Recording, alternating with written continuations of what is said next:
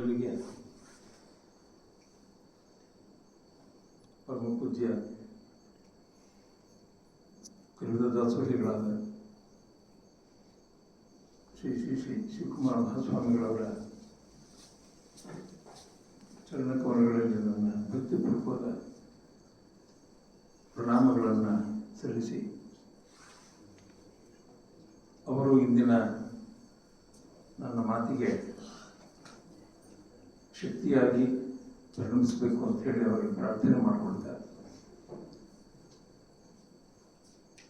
ಪರಮ ಪೂಜ್ಯ ಶ್ರೀ ಸಿದ್ಧಲಿಂಗ ಮಹಾಸ್ವಾಮಿಗಳವರ ಚರಣಕವನಗಳಲ್ಲಿ ನನ್ನ ನಮಸ್ಕಾರಗಳನ್ನು ಅರ್ಪಿಸ್ತಾರೆ. ಇಂದಿನ ಈ ಶಿವತತ್ವ ಚಿಂತನಾಗೋಷ್ಠಿಯಲ್ಲಿ ಸಾನ್ನಿಧ್ಯವನ್ನು ವಹಿಸಿರುವ ಶ್ರೀಮಠದ ಕಿರೀಶಿಗಳಾದ ಪರಮ ಪೂಜ್ಯ ಶ್ರೀ ಸಿದ್ದೇಶ್ವರ ಮಹಾಸ್ವಾಮಿಗಳವರ ಪಾದಕಮಲಗಳಲ್ಲಿ ನನ್ನ ಭಕ್ತಿಪೂರ್ವಕ ಪ್ರಣಾಮಗಳು. ಎಲ್ಲ ಹರಗುರು ಚರಣಮೂರ್ತಿಗಳೇ, ನನ್ನ ಗುರುವರಿಯರಾದ ವಿದ್ವಾನ್ ಅವರು ಬಸವರಾಜವರೇ, ಎಲ್ಲ ಶರಣ ಬಂಧುಗಳೇ ಮತ್ತು ವಿದ್ಯಾರ್ಥಿ ಮಿತ್ರರೇ, ಕಳಸರಿ ನಿಜಗುರು ಶಿವಯೋಗಿಗಳ ಕೈವಲ್ಯ ಸಾಹಿತ್ಯವನ್ನು ಕುರಿತು ಒಂದಷ್ಟು ವಿಚಾರಗಳನ್ನು ನಿಮ್ಮ ಜೊತೆ ಹಂಚಿಕೊಂಡಿದ್ದೆ. ಈಗ ನಿಜಗುರು ಶಿವಯೋಗಿಗಳ ಬಹಳ ಮುಖ್ಯವಾದಂಥ ಕೃತಿ ಕೈವಲ್ಯ ಪದ್ಧತಿ. ಆ ಕೈವಲ್ಯ ಪದ್ಧತಿಯಲ್ಲಿ ಅದನ್ನೇ ಈ ದಿನ ಕುರಿತು ಮಾತಾಡ್ತಾ ಅವರು ಬರೆದಂಥದ್ದು 5 ಸ್ಥಳಗಳು. ನಮ್ಮ ವಚನಗಳಲ್ಲಿ ಶರಣ ಸ್ಥಳದಿಂದ ಐಕ್ಯ ಸ್ಥಳ ಇದೆ. ಅದೇ ರೀತಿಯಲ್ಲಿ ಸ್ಥಳ ವಿಭಾಗವನ್ನು ನಿಜಗುರು ಶಿವಯೋಗಿಗಳು ಮಾಡಿದ್ದಾರೆ. ಸ್ಥಳ ಪದ್ಧತಿ ಅದೇ, ಆದರೆ 5 ಸ್ಥಳವನ್ನು ಮಾಡಿದ್ದಾರೆ. ಈ 5 ಸ್ಥಳದ ಸಾಂಕೇತಿಕವಾದ ಅರ್ಥ ಏನು ಅಂದರೆ, ನಮ್ಮ ದೇಹ 5 ಇಂದ್ರಿಯಗಳಿಂದ ಆಗಿರೋದು. ಈ 5 ಇಂದ್ರಿಯಗಳಿಗೆ ಹೊರಗಿನ ಪಂಚೀಕರಣದ ಪಂಚಭೂತ ತತ್ವಗಳು ಹೊರಗಡೆ ಇದೆ. ಎಲ್ಲವೂ 5 ಅನ್ನೋದೇ ಬಹಳ ಮುಖ್ಯವಾದ. ಅದಕ್ಕಾಗಿ ಪಂಚಾಕ್ಷರಿ ಮಂತ್ರಕ್ಕೂ 5 ಅನ್ನುವ ಸಂಖ್ಯೆ ಬಹಳ ವಿಶೇಷವಾದ. ಈ 5 ಅನ್ನೋದು ಈ ಜಗತ್ತನ್ನ ಮತ್ತು ಈ ಸೃಷ್ಟಿಯನ್ನು ಅರ್ಥ ಮಾಡ್ಕೊಳ್ಳೋದಕ್ಕೆ ಮತ್ತು ಜೀವ ಮತ್ತು ಈಶ್ವರ ತತ್ವದ ಐಕ್ಯವನ್ನು ಅರ್ಥ ಮಾಡ್ಕೊಳ್ಳೋದಕ್ಕೆ ಈ 5 ಅನ್ನುವ ಸಂಖ್ಯೆ ಬಹಳ ಮಹತ್ವದ್ದು. ನಮ್ಮ ದೇಶದಲ್ಲಿ ಮಾತ್ರ ಅಲ್ಲ, ಈ 5 ಸಂಖ್ಯೆ ಅನ್ನೋದಕ್ಕೆ ಈಗ ಪಂಚಮುಖ ಇದೆ, ಪಂಚವಕ್ತರಗಳಿವೆ. ಪಂಚಮುಖ ಅಂತ ಪಂಚವಕ್ತರ ಅಂತ, ಪಂಚೀಕರಣ ಇದೆ, ಪಂಚತ್ವ ಇದೆ. ಪಂಚತ್ವ ಅನ್ನೋ ಶಬ್ದಕ್ಕೆ 5 ಯಾವುದೋ ನಮ್ಮಲ್ಲಿ ಶಬ್ದ ಸ್ಪರ್ಶ ರೂಪರಸ ಗಂಧ ಏನಿದೆಯೋ ಈ ವಿಷಯಗಳು, ಅದಕ್ಕೆ ಕಾರಣವಾದಂಥ ಈ ಕಣ್ಣು ಕಿವಿ ಮೂಗು ನಾವೇ ಇಂದ್ರಿಯಗಳು ಏನಿದೆಯೋ ಅವು ಹೋದರೆ ಅವನ್ನ ಪಂಚತ್ವಕ್ಕೆ ಹೋಗುತ್ತೆ. ಅದು ಪಂಚತ್ವ ಅಂದರೆ ಸಾವು ಅಂತ ಅರ್ಥ, ಅಂದರೆ ದೇಹದ ಸಾವು. ಹೀಗೆ ಈ 5 ತತ್ವವನ್ನೇ 5 ಅನ್ನುವ ಸಂಖ್ಯೆ ಭಾರತೀಯ ಇತಿಹಾಸದಲ್ಲಿ ಮತ್ತು ಕರ್ನಾಟಕದ ಅನುಭವ ಸಾಹಿತ್ಯದಲ್ಲಿ ಈ 5 ಅನ್ನುವ ಮಾತಿಗೆ ತುಂಬ ವಿಶೇಷವಾದ ಬೆಲೆ ಇರೋದನ್ನು ಕಾಣ್ಕೊಳ್ಬೋದು. ಈ ಪಂಚಾಕ್ಷರಿ ಮಂತ್ರ, ಪಂಚಾಕ್ಷರ ಅನ್ನೋದೇನಿದೆಯಲ್ಲ, ಈ ಪಂಚ ಅನ್ನೋ ಶಬ್ದದಲ್ಲಿ ಕೂಡ ಈ ಅರ್ಥ ಇರೋದು ಪಂಚಮ. ಈ 5 ತತ್ವಗಳನ್ನು ಸರಿಯಾದ ರೀತಿಯಿಂದ ಗ್ರಹಣ ಮಾಡಿದ್ರೆ ನಮಗೆ ಅನುಭವದ ತತ್ವ ಏನಿದೆ ಅದು ಸಿಗೋದಕ್ಕೆ ಸಾಧ್ಯ ಆಗುತ್ತೆ. ಅದರಿಂದಾಗಿಯೇ ನಿಜಗುರು ಶಿವಯೋಗಿಗಳು ಕೈವಲ್ಯ ಪದ್ಧತಿಯಲ್ಲಿ 5 ಭಾಗಗಳನ್ನು ಮಾಡ್ತಾರೆ. ಮೊದಲನೇ ಭಾಗವನ್ನು ಅವರು ಶಿವಕಾರುಣ್ಯ ಸ್ಥಳ ಅಂತ ಕರೀತಾರೆ. ಯಾಕೆಂದ್ರೆ ಅದು ಆರಂಭದ ಮೆಟ್ಟಿಲು, 5 ಮೆಟ್ಟಿಲುಗಳಿವೆ. ನಾವು ಯಾವುದಾದ್ರೂ ಒಂದು ಅಧ್ಯಾತ್ಮದ ಸಾಧನೆಗೆ ಹೋಗ್ಬೇಕಾದ್ರೆ ನಾವು ನಿಂತ ನೆಲದಲ್ಲಿ ಸಾಧನೆಯನ್ನು ಮಾಡೋಕ್ಕಾಗಲ್ಲ. ಈ ನಿಂತ ನೆಲೆಯಿಂದ ಮತ್ತೆ ಆರೋಹಣ ಕ್ರಿಯೆ ಅನ್ನೋದು ಬೇಕು. ಪ್ರತಿಯೊಂದು ಅಧ್ಯಾತ್ಮ ಸಾಹಿತ್ಯದಲ್ಲೂ ಕೂಡ, ತತ್ವದ ಸಾಹಿತ್ಯದಲ್ಲೂ ಕೂಡ ಯಾವುದೇ ನೀವು ಸಾಹಿತ್ಯ ತಗೊಂಡ್ರೆ ಅವುಗಳಲ್ಲಿ ಆರೋಹಣ ಪದ್ಧತಿ ಏನಿದೆಯೇ ಹೊರತು ಅವರೋಹಣ ಇಲ್ಲ. ಯಾಕೆಂದ್ರೆ ಮೊದಲು ಆರೋಹಣ ಪದ್ಧತಿಯನ್ನೇ ಗಮನದಲ್ಲಿ ಇಟ್ಕೊಂಡು ಶಿವಕಾರುಣ್ಯ ಸ್ಥಳ ಅಂತ ಮಾತಾಡ್ತಾರೆ. ಶಿವನ ಕರುಣೆಗಾಗಿ ಹಂಬಲಿಸ್ಬೇಕು ಮೊದಲು ಒಬ್ಬ ಸಾಧಕನಾದವನು ಅಥವಾ ಒಬ್ಬ ಭಕ್ತನಾದವನು. ಯಾರು ಭವಿ ಭಕ್ತನಾಗ್ತಾನೋ, ಈ ಭವಿಯಾದವನು ಭಕ್ತನಾಗಬೇಕಾದ್ರೆ ಅವನು ಶಿವನ ಕಾರುಣ್ಯಕ್ಕಾಗಿ ಪರಿತಪಿಸಬೇಕು, ಬೇಡ್ಕೋಬೇಕು, ಅವನನ್ನು ಆರಾಧನೆ ಮಾಡಬೇಕು. ಆತನನ್ನು ತನ್ನ ಮನಸ್ಸಲ್ಲಿಟ್ಟು ಇದು ಶಿವಕಾರುಣ್ಯ ಸ್ಥಳದಲ್ಲಿ ಮೊದಲು ನಿಜಗಳು ಶಿವಗಳು ಶಿವಕಾರುಣ್ಯ ಸ್ಥಳನ ಪ್ರಧಾನವಾಗಿ ಇಟ್ಕೊಳ್ತಾರೆ. ಆಮೇಲೆ ಜೀವ ಸಂಬೋಧನಾ ಸ್ಥಳ ಅಂತ ಹೇಳಿ ಎರಡನೇ ಮಾಡಿ, ಈ ಶಿವಕಾರುಣ್ಯ ದೊರಕೋದು ಯಾರಿಗೆ ಅಂದ್ರೆ ಈ ಜೀವಕ್ಕೆ ಅಂತ. ಈ ಜೀವ ಅಂತ ಹೇಳಿದ್ರೆ ಈ 5 ತತ್ವಗಳಿಂದ ಸಮಾಹಾರಗೊಂಡಿರೋನು ಮತ್ತು ಈ 5 ತತ್ವಗಳಿಂದ ಮನಸ್ತತ್ವ, ಚಿತ್ತ, ಬುದ್ಧಿ ಇತ್ಯಾದಿಗಳು ಅಹಂಕಾರದವರೆಗೆ ಏನಿದೆಯೋ ಅವನ್ನೆಲ್ಲವನ್ನೂ ನಿರಸನ ಮಾಡಿ ಶಿವನಲ್ಲಿ ಐಕ್ಯಗೊಳ್ಳುವುದಕ್ಕಾಗಿ ಪ್ರತಿಪಿಸುವ ಒಂದು ಜೀವ ಸಂಬೋಧನೆ ಅದು. ಹಾಗಾಗಿ ಜೀವ ಸಂಬೋಧನಾ ಸ್ಥಳ ಈ ಜೀವಕ್ಕೆ ಕೇಳೋದು ಇಲ್ಲ, ನೀನು ಜೀವ ನೀನು ಯಾಕೆ ಇಲ್ಲಿದ್ದೀಯಾ, ನೀನು ಹೊರಡು, ನೀನು ಏನೇನು ಮಾಡ್ಕೋಬೇಕು, ಈ ಜೀವಕ್ಕೆ ಯಾವ್ಯಾವ ಬಗೆಯ ಪರಿಣತಿ ಬೇಕು, ಯಾವ್ಯಾವ ರೀತಿಯ ಪಕ್ವತೆ ಬೇಕು, ಹೇಗೆ ಸಿದ್ಧತೆ ಮಾಡ್ಕೋಬೇಕು ಶಿವನ ಕಾರುಣ್ಯವನ್ನು ಪಡೆಯೋದಕ್ಕೆ ಅಂತ. ಮೂರನೇದು ನೀತಿ ಕ್ರಿಯಾಚರ್ಯ ಸ್ಥಳ ಅಂತಿದೆ. ಯಾವುದೇ ಒಬ್ಬ ಭಕ್ತನಾದಂಥವನಿಗೆ, ಯಾರೇ ಒಬ್ಬ ಸಾಧಕನಿಗೆ ಅವನು ನೀತಿ ಪಾದದಲ್ಲಿ ಅಡಗಿರ್ಬೇಕು. ಅವನ ಬಾಹ್ಯ ನೀತಿ ಮಾತ್ರ ಅಲ್ಲ, ಆಂತರಿಕ ನೀತಿಯೂ ಇರಬೇಕು. ನೀತಿನಲ್ಲಿ 2 ಮಾರ್ಗ. ಒಂದು ಹೊರಗಿನ ಗೋಚರವಾಗುವಂಥ ನೀತಿ, ನಾವು ಊಟ ಮಾಡೋದು, ಪೂಜೆ ಮಾಡೋದು, ಹೂಗಳನ್ನು ಆಯೋದು, ಹಣ್ಣನ್ನು ಅರ್ಪಿಸೋದು, ಇನ್ನೊಬ್ಬರನ್ನು ಕಾಣೋದು, ಇವೆಲ್ಲವೂ ನೀತಿಯ ಬೇರೆ ಬೇರೆ ಕ್ರಮಗಳು. ಅದನ್ನು ಇಂಗ್ಲಿಷ್ನಲ್ಲಿ ಎಥಿಕ್ಸ್ ಅಂತ ಕರಿತೀವಿ. ಯಾವುದು ನೀತಿ ಕಾಣಿಸುತ್ತೆ ಅಂದರೆ ಅವನ ಚರ್ಯೆನಲ್ಲಿ ಕಾಣಿಸುತ್ತೆ. ಅದು ಪ್ರತಿಯೊಬ್ಬನ ಮುಖದಲ್ಲಿ, ಅವನ ಅಂಗಾಂಗಗಳಲ್ಲಿ, ಅವನ ಬಾಡಿ ಲ್ಯಾಂಗ್ವೇಜ್ ಅಂತ ಇಂಗ್ಲಿಷಲ್ಲಿ ಕರೀತಾರೆ. ಈ ಬಾಡಿ ಲ್ಯಾಂಗ್ವೇಜ್ನಲ್ಲಿ ಅವನ ನೀತಿ ಕಲಿತು ಇದು ಬಾಹ್ಯದ ಸ್ವರೂಪ. ಈ ಬಾಹ್ಯದ ನೀತಿ ಕ್ರಮವನ್ನು ಯಾರು ಹೊಂದಿರ್ತಾನೆ ಅಂಥವನಿಗೆ ಆಂತರಿಕವಾದಂಥ ನೀತಿ ಹೊಂದಿರುತ್ತಾನೆ.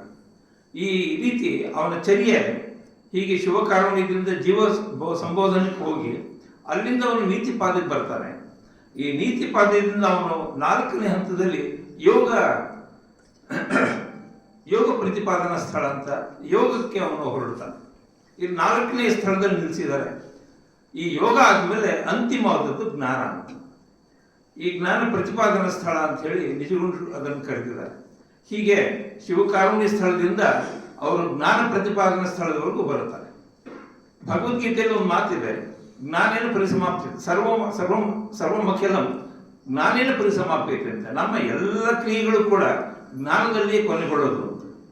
ಅದಕ್ಕಾಗಿ ವೇದಗಳಲ್ಲಿ 3 ಭಾಗ ಮಾಡುವಾಗ ಕರ್ಮಕಾಂಡವನ್ನು ಬಿಟ್ಟರು, ಉಪಾಸನ ಕಾಂಡ ಬಿಟ್ಟರು, ಜ್ಞಾನಕಾಂಡ ಮಾತ್ರ ಗಟ್ಟಿಯಾಗಿ ಹಿಡಿದ್ರು. ಇಡೀ ಭಾರತದಲ್ಲಿ ಎಲ್ಲ ಅನುಭವಿಗಳು ಬಹುತೇಕವಾಗಿ ಹಿಡಿದಿದ್ದು ಜ್ಞಾನಕಾಂಡದ ಈ ಮಾರ್ಗವನ್ನು. ಜ್ಞಾನದ ಮುಂದುವರಿಕೆ ಇರುತ್ತೆ, ಜ್ಞಾನಕ್ಕೆ ಯಾವಾಗಲೂ ಕೂಡ ಅಂತಿಮ ಇರೋಲ್ಲ. ಪ್ರತಿಯೊಬ್ಬ ಅವನು ಸಾಕ್ರೆಟಿಸ್ ಇರ್ಬೋದು, ಪ್ಲೇಟೋ ಇರ್ಬೋದು, ಯೂರಿಪಿಡಿಸ್ ಇರ್ಬೋದು, ಪಾಶ್ಚಿಮಾತ್ಯದಲ್ಲಿರುವಂಥ ದೊಡ್ಡ ಅಥವಾ ಚೀನಾದಲ್ಲಿದ್ದಂಥ ಒಬ್ಬ ಕನ್ಫ್ಯೂಷಿಯಸ್ ಅಂತ ಒಬ್ಬ ದೊಡ್ಡ ತತ್ವಜ್ಞಾನಿ, ನಮ್ಮ ಭಾರತದಲ್ಲಿ ಬೆಳೆದಂಥ ಬೇಕಾದಷ್ಟು ಇವರೆಲ್ಲರೂ ಕೂಡ ಹೀಗೆ ಎಲ್ಲವೂ ಕೂಡ ಅವರ ತಮ್ಮ ಅನುಭವದಲ್ಲಿ ಅದನ್ನು ವಿಸ್ತರಣೆ ಮಾಡ್ಕೊಳ್ತಾ ಹೋದರು. ಹೀಗೆ ವಿಸ್ತರಣೆ ಮಾಡ್ಕೊಳ್ತಾ ಈಗ ಏನು ಅಂದರೆ ಆಯಾ ಕಾಲಕ್ಕೆ ದೇಶ ಕಾಲ ಪರಿಮಿತಿಗಳ ಅವಸ್ಥೆಯಲ್ಲಿ ಈ ಜ್ಞಾನಕ್ಕೆ ವಿಸ್ತರಣೆ ಇರುತ್ತೆ ಅನ್ನೋದು. ಈಗ ನಾವು ಬದುಕ್ತಿರುವ ಈ 21ನೇ ಶತಮಾನದ ಒಂದು ರೀತಿ ಹೇಳೋದಾದ್ರೆ ಇದು ಗೋಳೀಕರಣದ ಕಾಲ. ಇದು ಒಂದು ರೀತಿ ಕಾಸ್ಮೋಪಾಲಿಟನ್ ನಗರಗಳಲ್ಲಿ ಬದುಕಿರೋದು. ಅಥವಾ ಹೇಳೋದಾದ್ರೆ ನಮ್ದೆಲ್ಲ ಪೂರ್ತಿ ತುಂಬ ಏನು ಹೇಳ್ತಾರೆ ಅದನ್ನು ಅಂದರೆ ಒಂದು ರೀತಿ ಗೋಳೀಕರಣ ಅಂತ ಹೇಳ್ತೀವಿ. ಗೋಳೀಕರಣ, ಗ್ಲೋಬಲೈಸೇಷನ್ ಅಂತ ಇಂಗ್ಲೀಷಲ್ಲಿ ಕರಿತೀವಿ ಅದನ್ನು. ಈಗ ಒಂದು ಗ್ಲೋಬಲ್ ಆಟಿಟ್ಯೂಡ್ನಲ್ಲಿ ಇರ್ತಕ್ಕಂಥ ಕಾಲ.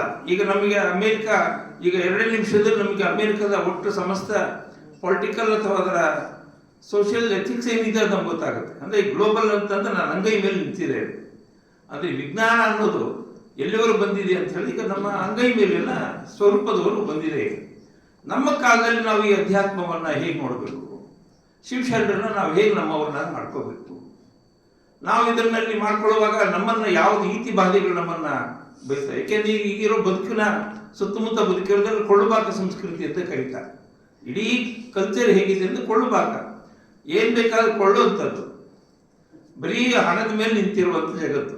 ಹಣದ ಮೇಲೆ ನಿಂತಿರುವ ಈ ಜಗತ್ತಿನಲ್ಲಿ ಈ ಶಿವಕಾರುಣ್ಯ ಸ್ಥಳವನ್ನು ಪಡೆಯೋದಾಗಲಿ, ಜೀವ ಸಂಬೋಧನಾ ಸ್ಥಳಕ್ಕೆ ಏರೋದಾಗಲಿ, ಅಲ್ಲಿಂದ ತನ್ನ ನೀತಿಯನ್ನು ಕಾಪಾಡಿಕೊಂಡು ಅವನು ಯೋಗ ಸ್ಥಳಕ್ಕೆ ಹೋಗೋದಾಗಲಿ, ಅಲ್ಲಿಂದ ಅವನು ಜ್ಞಾನಕ್ಕೆ ಏರಿ ಶಿವಜ್ಞಾನವನ್ನು ಪಡೆಯೋದಾಗಲಿ ಹೇಗೆ ಸಾಧ್ಯ? ಇದನ್ನು ಪಡೆಯೋದಕ್ಕೆ ಆಯಾ ಕಾಲಘಟ್ಟದಲ್ಲಿ ಬೇರೆ ಬೇರೆಯ ಸಂಸ್ಕೃತಿ, ಬೇರೆ ಬೇರೆ ಸಮಾಜ, ಬೇರೆ ಬೇರೆ ದೇಶ, ಮೊದಲಿದ್ದಂಥ ಒಂದು ದೇಶಕಾಲ ಭೇದಗಳು ಈಗಿಲ್ಲ. ಹಿಂದೆ ಇದ್ದ ರೀತಿಗೂ 60 ವರ್ಷಗಳ ಹಿಂದೆ ಏನು ವಾತಾವರಣ ಇತ್ತೋ ಆ ವಾತಾವರಣ ಈಗಿಲ್ಲ. ಇನ್ನು ಮುಂದಿನ ದಿನಮಾನಗಳಲ್ಲಿ ವಾತಾವರಣ ಯಾವ ರೂಪ ಪಡೆಯುತ್ತೆ ಗೊತ್ತಿಲ್ಲ ನಮಗೆ. ಅಂತಹ ಕಾಲಘಟ್ಟದಲ್ಲಿ ನಿಂತ್ಕೊಳ್ಳುವಾಗ ಪ್ರತಿಯೊಂದು ಹಂತ ಹಂತದಲ್ಲೂ ಮೂಲ ಬೀಜ ಅನ್ನೋದು ಒಂದಿರುತ್ತೆ, ಮೂಲ ಮಂತ್ರ. ನೀವು ಯಾವುದಾದ್ರೂ ಪಂಚಾಕ್ಷರಿ ಮಂತ್ರವನ್ನಾಗಲಿ ಷಡಕ್ಷರಿ ಮಂತ್ರವನ್ನಾಗಲಿ ನೀವು ಬದಲಾಯಿಸ್ಕೊಳ್ಳೋಕೆ ಮಾತ್ರ ಸಾಧ್ಯ ಇಲ್ಲ. ಓಂ ನಮ ಶಿವಾಯ ಅನ್ನೋದನ್ನ ನೀವು ಅದನ್ನ ನಿಮ್ಗೆ ಆ ಮಂತ್ರವನ್ನ ನೀವು ಬೇರೆ ರೀತಿ ಹೇಳೋಕ್ಕಾಗಲ್ಲ. ಯಾವುದೇ ಕಾಲ ಬರಲಿ, ಯಾವುದೇ ದೇಶ ಬರಲಿ, ಯಾವುದೇ ಅದನ್ನು ಇಂಗ್ಲಿಷಲ್ಲಿ ಸ್ಪೇಸ್ ಅಂಡ್ ಟೈಮ್ ಅಂತ ಕರಿತೀವಿ ನಾವು. ಒಂದು ಸಮಯ ಮತ್ತು ಕಾಲ ಅಂತ. ಯಾವ ಸಮಯ ಮತ್ತು ಯಾವ ಕಾಲದಲ್ಲಾದರೂ ಕೂಡ ಅವನು ಮೂಲ ಮಂತ್ರ ಏನಿದೆ ಆ ಮೂಲ ಮಂತ್ರಕ್ಕೆ ಅಧೀನಾಗಿರ್ತಾನೆ, ಮೂಲ ಮಂತ್ರದ ಆವಾಹನೆ ಮಾಡ್ತಿರ್ತಾನೆ, ಅದನ್ನು ಸ್ವಾಹಾಕಾರ ಮಾಡ್ತಿರ್ತಾನೆ.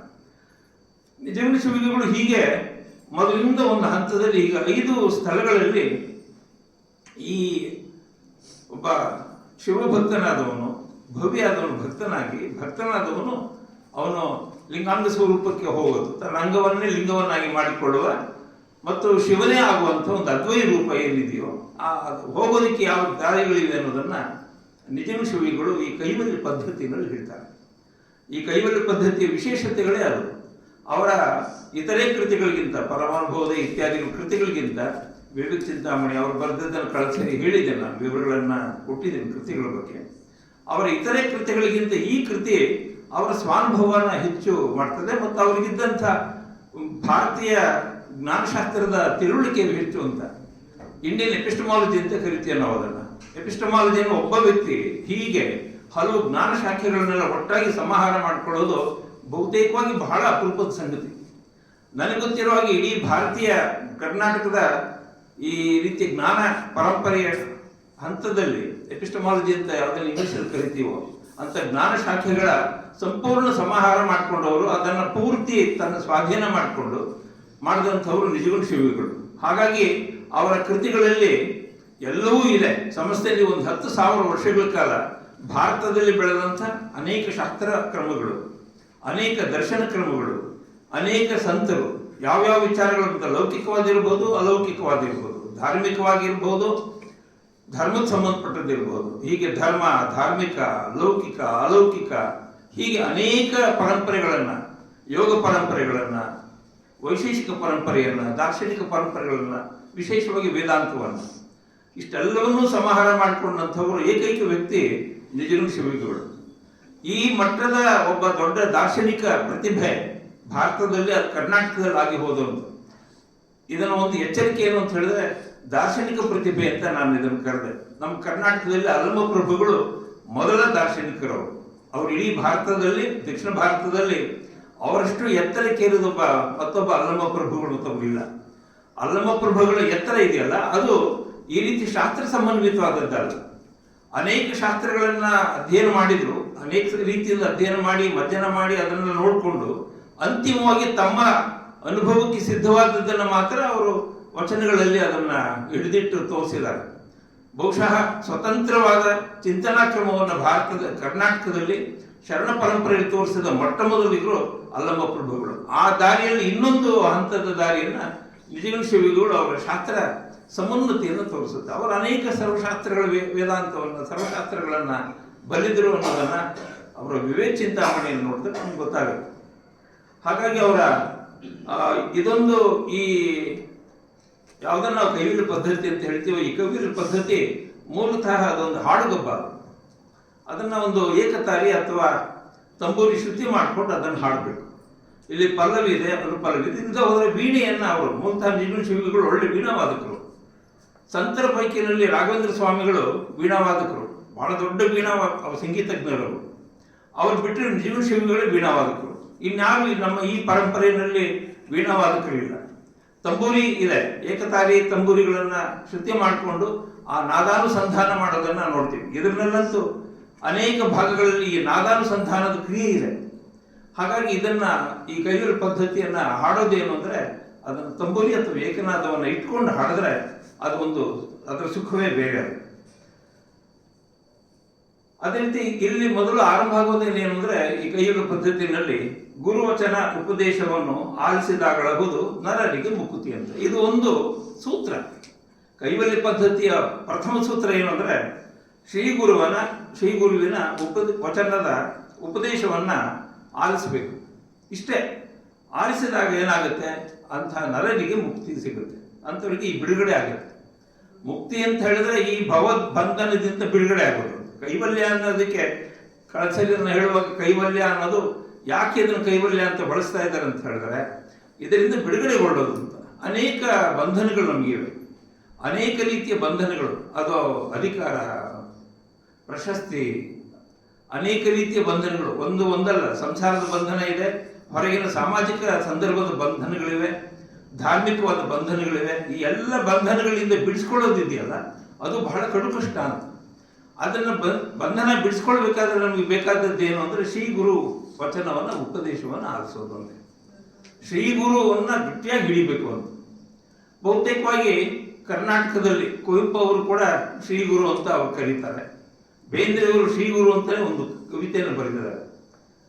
ಶ್ರೀ ಗುರುವೇ ಅರುವೆ ಶರಣಾಗಿ ಬರುವೆ, ಕರುಣ ಇಡು ಕೋರಿ ಬರುವೆ, ಆ ಪಾದ ಪದ್ಮೆನಿಗೆ ಎತ್ತಿಕೊಂಬೆ ನಡುವೆತ್ತಿ ಒತ್ತಿಕೊಂಬೆ, ಉಸಿರಿಂದಲ ನನ್ನ ಬಲಗೊಂಬೆ ನನ್ನ ಕಣ್ಣಿಗೆತ್ತಿ ಒತ್ತಿಕೊಂಬೆ ಅಂತ ಅವರೊಂದು ಶ್ರೀ ಗುರುವಿನ ಮೇಲೆ ಒಂದು ಬೇಂದ್ರೆಯವ್ರ ಮಾತಿದೆ. ಅದೇ ರೀತಿಯಲ್ಲಿ ಕುವೆಂಪು ಅವರ ರಾಮನಾಥೇಶ್ವರದಲ್ಲಿ ಶ್ರೀ ಗುರು ಅಂತಾನೆ ಒಂದು ಭಾಗ ಇದೆ. ಹೀಗೆ ಶ್ರೀ ಗುರು ಅನ್ನೋದು ಏನಿದೆಯಲ್ಲ, ಒಂದು ಈ ಶ್ರೀ ಗುರು ಅನ್ನೋದ್ರಲ್ಲಿ ಈ ಗುರು ಅನ್ನೋ ತತ್ವ ಇದೆಯಲ್ಲ, ಕತ್ತಲಿಂದ ಬೆಳಕಿನ ಕಡೆ ಕರ್ಕೊಂಡು ಹೋಗುವಂಥವನು ಯಾರಿದ್ದಾನೋ ಅವನು ಮಂಗಳಾತ್ಮಕವಾಗಿ ಕರ್ಕೊಂಡು ಹೋಗ್ತಾನೆ, ಅವನು ಕೈ ಹಿಡಿದು ಕರ್ಕೊಂಡು ಹೋಗೋನು. ಅದನ್ನು ಇಂಗ್ಲೀಷ್ನಲ್ಲೂ ಕೂಡ ಒಂದು ಕೈಂಡ್ಲಿ ಒಂದು BMC ಕಂಠಯ್ಯನವರು ಒಂದು ಇಂಗ್ಲಿಷ್ ಕವಿತೆ ಇದೆ. ಆ ಇಂಗ್ಲಿಷ್ ಕವಿತೆಯನ್ನು ಕನ್ನಡಕ್ಕೆ ಅನುವಾದ ಮಾಡಿದ್ದಾರೆ. ಕರುಣಾಳು ಬಾ ಬೆಳಗ್ಗೆ ಮುಸುಕಿದಿ ಮಬ್ಬಿರಳು ಕೈ ಹಿಡಿದು ನಡೆಸೆನ್ನನು ಅಂತ. ನಮ್ಮ ಪ್ರಪಂಚದ ಬೇರೆ ಬೇರೆ ಭಾಗಗಳು ನೋಡಿದ್ರೆ ಈ ಶ್ರೀಗುರು ತತ್ವ ಇದೆಯಲ್ಲ, ಈ ಶ್ರೀಗುರು ತತ್ವವನ್ನು ಗಟ್ಟಿಯಾಗಿ ಹಿಡಿಬೇಕು ಅಂತ. ವಚನಗಳಲ್ಲೂ ಅನೇಕ ಕಡೆ ಇದೆ, ಶ್ರೀಗುರುವಿನ ನಾವು ಗಟ್ಟಿಯಾಗಿ ಹಿಡಿಬೇಕು, ಶ್ರೀಗುರುವಿನ ಪಾದವನ್ನು ಹಿಡಿದು ಮುಂದಕ್ಕೆ ಹೋಗ್ಬೇಕು ಅಂತ. ಯಾವ ಸಾಧಕ ಇರ್ತಾನೋ, ಯಾವ ಭಕ್ತ ಇರ್ತಾನೋ, ಯಾರು ಇದರಲ್ಲಿ ಮುಂದಕ್ಕೆ ಹೋಗಿ ತನ್ನ ಮನಸ್ಸನ್ನ ತನ್ನ ನಿರ್ಮಲೀಕರಣ ಮಾಡ್ಕೊಳ್ಬೇಕು ಅಂತ ಬಯಸ್ತಾನೋ ಅಂಥವನಿಗೆ ಶ್ರೀಗುರು ಅನ್ನೋದೇ ಒಂದೇ. ನಮ್ಗೆ ಯಾವುದಾದ್ರೂ ಒಂದು ದಾರಿ ಹಿಡಿಬೇಕು. ಈಗ ಯಾವುದಾದ್ರೂ ಒಂದು ಒಬ್ಬರನ್ನ ಆಧಾರ ಇಳ್ದೇನೆ ಈ ಆದಾಯ ನಿಂತ್ಕೊಳ್ಳೋಕ್ಕಾಗಲ್ಲ, ಒಂದು ಆಧಾರ ಬೇಕು. ಈ ಆಧಾರ ಯಾರು ಅಂತ ಹೇಳಿದ್ರೆ ಶ್ರೀಗುರು ಒಬ್ಬರೇ. ಅವರ ಕರುಣೆಯಿಂದ ನಾವು ಮುಂದಕ್ಕೆ ಹೋಗ್ತೀವಿ, ಅನೇಕ ಸಂಕಷ್ಟಗಳನ್ನು ಪರಿಹಾರ ಮಾಡ್ಕೊಳ್ತೀವಿ. ಅದು ಭೌತಿಕವಾದ ಸಂಕಷ್ಟ ಇರ್ಬೋದು, ಆಧ್ಯಾತ್ಮಿಕವಾದ ಪರಂಪರೆಗಳಲ್ಲಿ ಬರ್ತಕ್ಕಂತಹ ಸಂಕಷ್ಟಗಳಿರ್ಬೋದು. ಎಲ್ಲ ಸಂಕಷ್ಟ ನಿವಾರಣೆ ಆಗಬೇಕಾದ್ರೆ ಶ್ರೀಗುರು ಬೇಕು. ನೋಡಿ, ಯಾವುದೇ ಒಂದು ಸಮಾರಂಭದಲ್ಲಿ ಸಾನ್ನಿಧ್ಯನ ವಹಿಸಿದಾಗ ಆ ಸಾನ್ನಿಧ್ಯ ವಹಿಸಿರುವ ಶ್ರೀಗುರುಗಳ ಕೃಪೆ ಮತ್ತು ಅವರ ಪಾಸಿಟಿವ್ ಎನರ್ಜಿ ಏನಿದೆಯಲ್ಲ, ಅದು ನಮ್ಮ ಮೆಲ್ಲರ ಮೇಲೆ ಬೀಳುತ್ತದೆ. ಬರೀ ಕೇವಲ ಒಬ್ಬ ವ್ಯಕ್ತಿಯನ್ನು ಕುಣಿಸಿದ್ರೆ ನಾವು ಶ್ರೀಗುರು ಅಂತ ಕರೆಯೋಲ್ಲ. ಆ ಸಾನ್ನಿಧ್ಯದಲ್ಲಿ ಕೂತ್ಕೊಳ್ಳೋರು ಯಾರಿರ್ತಾರೋ ಅವರಿಗೆ ಶ್ರೀಗುರು ತತ್ವವನ್ನು ಅವ್ರು ಇರ್ತಾರೆ. ಅಂತಹ ಶ್ರೀಗುರುವಿನ ವಚನವನ್ನು, ಉಪದೇಶವನ್ನು ಆಲಿಸಬೇಕು. ಆಗ ಯಾರಿಗೆ ಮುಕ್ತಿ ಅಂದರೆ ನರನಿಗೆ ಮುಕ್ತಿ ಅಂತ. ನಮಗೆ ಮುಕ್ತಿ ಆಗಬೇಕಾದ್ರೆ, ಇಲ್ಲಿಂದ ಬಿಡುಗಡೆ ಆಗಬೇಕು ಅಂತಂದ್ರೆ ನಾವು ಇದನ್ನು ಮಾಡಬೇಕು ಅಂತ. ಇದಕ್ಕಾಗಿ ಅವರು ಕೈವಲ್ಯ ಸಾಹಿತ್ಯ ಬರೆದೇವರು.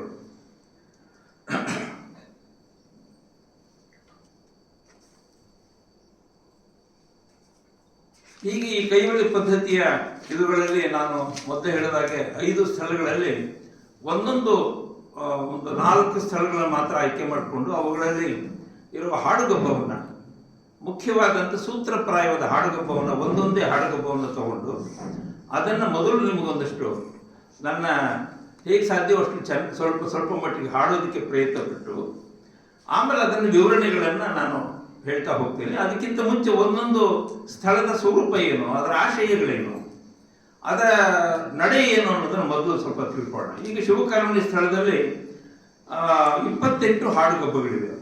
ಹಾಡುಗಬ್ಬ ಅಂತಲೇ ಇದನ್ನು ಕರೀತಾರೆ ಈ ನಿಗೂಢ ಸಂಪ್ರದಾಯದಲ್ಲಿ. ಭಕ್ತ ಅಥವಾ ಸಾಧಕ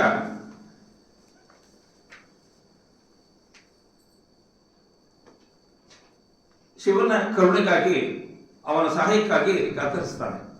ಇದನ್ನ ನಾವು ವಚನಗಳಲ್ಲಿ, ಎಲ್ಲ ವಚನಗಳಲ್ಲಿ ಇದೆ. ಶಿವನನ್ಗಾಗಿ ತುಂಬ ಅವರ ಪ್ರತಿಯೊಬ್ಬ ವಚನ ಶರಣರು ಕೂಡ ಶಿವನ ಆರಾಧನೆಯನ್ನು ಹೇಗೆ ಮಾಡ್ತಾರೆ ಅಂದರೆ ಅದು 100% ಆರಾಧನೆ. ಅದು ಡಾಂಬಿಕವಾದ ಆರಾಧನೆ ಅಲ್ಲ.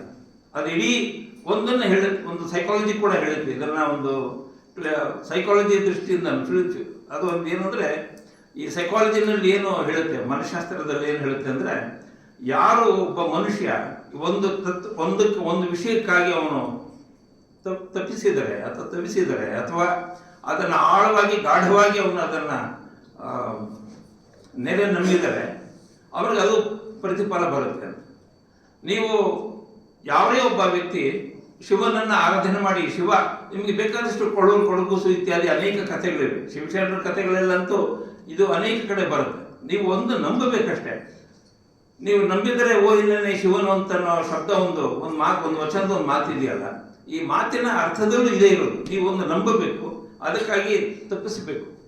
ಅದಕ್ಕಾಗಿ ನೀವು ತಪನ ಮಾಡಿದ್ರೆ ಅದರಲ್ಲಿ ಕೈ ಕೊಡೋಕ್ಕೆ ಸಾಧ್ಯತೆ ಇದೆ ಅಂತ. ಹಾಗಾಗಿ ಈ ಶಿವನ ಅರಿವಿಲ್ಲದೆ, ಅವನ ಕಾರಣಗಳಿದೆ. ವೇದದಲ್ಲಿ ಒಂದು ಶ್ರುತಿಯಲ್ಲಿ ಹೇಳೋದು ತೃಣಮುಪ್ಪಿನ ಚಲತಿ ಅಂತ. ತೃಣಮುಪ್ಪಿನ ಚಲತಿ, ಒಂದು ಸಣ್ಣ ಕಡ್ಡಿ ಕೂಡ ಯಾವುದೂ ಕೂಡ ಹೋಗಲ್ಲ, ಆಚೆಗೆ ಹೋಗಿ ಕಳ್ಳಾಡೋದಕ್ಕೆ ಸಾಧ್ಯ ಇಲ್ಲ. ಇದೇನು ಅಂದರೆ ಇಡೀ ನಾವು ನೀವು ಈಗ ಕೂತಿದ್ದೀವಿ, ಇಷ್ಟು ಹೊತ್ತಿನಲ್ಲಿ ಹೀಗೆ ಇಲ್ಲೇ ಕೂತ್ಕೊಳ್ಬೇಕು ಅಂತ ಒಂದು ಕಾಸ್ಮಿಕ್ ಆರ್ಡರ್ ಇರುತ್ತೆ ಅಂತ. ಒಂದು ಕಾಸ್ಮಿಕ್ ಆರ್ಡರ್ ಇದೆ. ಇಷ್ಟೇ 4 ಜನ ಕೂತ್ಕೋಬೇಕಾಯ್ತು. ಹರಗುರು ಮೂರ್ತಿಗಳು, ಪರಮಪೂಜ್ಯ ಶಿವಸಿದ್ದೇಶ್ವರ ಸ್ವಾಮಿಗಳು ಕೂತಿರ್ಬೇಕಾಗಿತ್ತು, ಇಷ್ಟು ವಿದ್ಯಾರ್ಥಿಗಳು, ಇಷ್ಟೇ ಜನ ಹೀಗೆ ಕೂತ್ಕೊಂಡು ಈ ರೀತಿ ಇರಬೇಕು ಅಂತ ಒಂದು ಕಾಸ್ಮಿಕ್ ಆರ್ಡರ್ ಅದು. ಈ ಕಾಸ್ಮಿಕ್ ಆರ್ಡರ್ ಹೇಗಿರುತ್ತೆ ಅನ್ನೋದನ್ನ ಹಿಂದಿನ ಅನೇಕ ಕಡೆ ಇದೆ, ಬೇಕಾದಷ್ಟು ಉದಾಹರಣೆಗಳಿವೆ ಕಾಸ್ಮಿಕ್ ಆರ್ಡರ್ಗೆ. ಐನ್ಸ್ಟೈನ್ ಆಗ್ತಾನೆ ಅವನ ರಿಲೇಟಿವಿಟಿ ಥಿಯರಿಯಿಂದ ಅವನಿಗೆ ಇದೊಂದು ಸಣ್ಣ ಉದಾಹರಣೆ ಕೊಡ್ತೀನಿ, ಯಾಕೆ ಇದನ್ನ ಎಷ್ಟು ಗಟ್ಟಿಯಾದದ್ದು ಈ ಕಾಸ್ಮಿಕ್ ಆರ್ಡರ್ ಅನ್ನೋದನ್ನ. ಐನ್ಸ್ಟೈನ್ ಆಗ್ತಾನೆ ರಿಲೇಟಿವಿಟಿ ಥಿಯರಿ ಅವರಿಗೆ ನೊಬೆಲ್ ಪ್ರಶಸ್ತಿ ಬಂದಿತ್ತು. ಎಲ್ಲ ಕಡೆ ಹೋಗಿ ಉಪನ್ಯಾಸ ಮಾಡ್ತಾ ಇದ್ರು. ಒಂದು ಜಾಗದಲ್ಲಿ ಉಪನ್ಯಾಸ ಮಾಡಬೇಕಾಯ್ತು ಅವರು. ಅಲ್ಲಿ ಮೇಲ್ಗೆ ಹತ್ತುವಾಗ ಇನ್ನೊಬ್ಬ ಅದೇ ನೊಬೆಲ್ ಪ್ರಶಸ್ತಿ ಪಡೆದಂತ ಇನ್ನೊಬ್ಬ ವ್ಯಕ್ತಿ ಕೆಳಗಡೆ ಇಳಿತಾ ಇದ್ದ. ಆ ಕೆಳಗಡೆ ಇಳಿತಾ ಇದ್ದಂತ ನೊಬೆಲ್ ಪ್ರಶಸ್ತಿ ಪಡೆದಂತ ಐನ್ಸ್ಟೈನ್ ಕೇಳಿದ್ರು, ನಾನು ನೀನು ಇಲ್ಲಿ ಸಂಧಿಸಿರೋದು ಕೇವಲ ಆಕಸ್ಮಿಕವೋ ಅಥವಾ ಇದು ಮೊದಲು ನಿಶ್ಚಿತವಾಗಿರೋದಾ ಅಂತ ಕೇಳಿದರು. ಐನ್ಸ್ಟೈನ್ ಕೇಳಿದ್ರು. ತಕ್ಷಣ ಐನ್ಸ್ಟೈನ್ ಏನು ಹೇಳಿದ್ರು ಅಂದರೆ, ಇದು ಮೊದಲೇ ನಿಶ್ಚಿತವಾಗಿತ್ತು, ನಿಮ್ದು ಇವತ್ತಿನ ಈ ಭೇಟಿ ಅಂತ. ಇದನ್ನು ಅವನು ಹೇಳುವಾಗ, ಐನ್ಸ್ಟೈನ್ ಈ ಮಾತನ್ನು ಹೇಳುವಾಗ ಕೂಡ ಯಾವುದೇ ಒಂದು ಕಾಸ್ಮಿಕ್ ಆರ್ಡರ್ ಮತ್ತು ಕಾಸ್ಮಿಕ್ ಅರೇಂಜ್ಮೆಂಟ್ ಅಂತ ಕರಿತೀವಿ ನಾವು. ಈ ಕಾಸ್ಮಿಕ್ ಆರ್ಡರ್ ಮತ್ತು ಕಾಸ್ಮಿಕ್ ಅರೇಂಜ್ಮೆಂಟ್ ಏನಿದೆಯಲ್ಲ, ಅದು ನಮ್ಮನ್ನ ಬೇರೆ ಬೇರೆ ಹಂತಗಳಿಗೂ ಕರ್ಕೊಂಡು ಹೋಗೋಕ್ಕೆ ಸಾಧ್ಯತೆ ಇದೆ. ನಾನು ಈ ಮಾತು ಯಾಕೆ ಹೇಳಿದೆ ಅಂತ ಹೇಳಿದ್ರೆ, ನಾವು ನೀವೆಲ್ಲ ಸೇರಿರೋದಕ್ಕೆ ಇದೊಂದು ಕಾರಣ ಅಂತ. ಈಗ ಇಲ್ಲಿ ಶಿವತತ್ವ ಚಿಂತನಾ ಗೋಷ್ಠಿ ನಡಿಬೇಕು ಅನ್ನೋದು 21ನೆಯ ಶಿವತತ್ವ ಚಿಂತನಾ ಗೋಷ್ಠಿ ಹೀಗೆ ನಡೀತಾ ಇದೆ. 20 ಗೋಷ್ಠಿಗಳು ನಡೆದು 21ನೇ ಗೋಷ್ಠಿ ನಡೀತಾ ಇದೆ ಅಂದರೆ ಆಯಾ ಹುಣ್ಣಿಮೆ.